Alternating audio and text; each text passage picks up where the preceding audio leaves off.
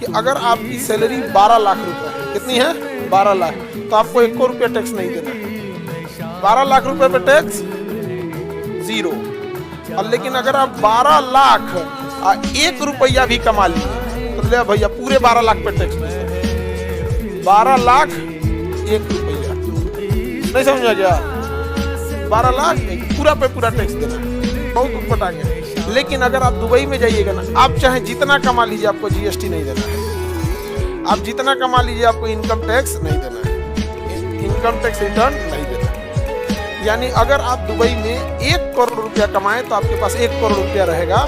India में आप 1 करोड़ रुपया कमाएं, इंडिया में हम कहते हैं 1 करोड़ कमाए तो बिना सैलरी दिए, बिना सैलरी दिए, बिना अपने बिजनेस जिस पे कर रहे हैं उसका रेंट दिए, बिना मेंटेनेंस और बिना एक्सपेंस, ये 3 चीज होता है। मेंटेनेंस पर डे का होता है, जैसे हम लोग ऑर्गेनाइजेशन चलाते हैं पर डे 25-30 हज़ार मेंटेनेंस में चल जाता है। ऐसा चल रहा है यहाँ पे। आप लोग इतने हैं, आप लोग का देखिएगा तो मेंटेनेंस में चल जाएगा 10 रुपया पर डे का, 20 रुपया।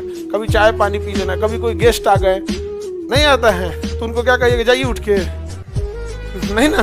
तो मेंटेनेंस अच्छा खासा जाता है। तो इंडिया में अगर कोई संस्था है, अगर वो 1 करोड़ रुपया कमा रही है तो उसका मेंटेनेंस अभी हम नहीं गिन रहे हैं। एक्सपेंस जो होता है रियल खर्चा वो हम नहीं गिन रहे हैं, ना ही बिजली बिल, ना ही रेंट और ना ही एम्प्लॉय की सैलरी, ये हम गिन ही नहीं रहे हैं। केवल गवर्नमेंट मार देगी इसमें से 1 करोड़ में से आपके पास बचेगा, जानते हैं 18% जीएसटी इनकम टैक्स देने के बाद 55 लाख।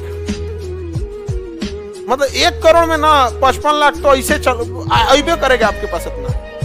अब इसमें से आपको 55 लाख में जानते हैं क्या देना पड़ेगा?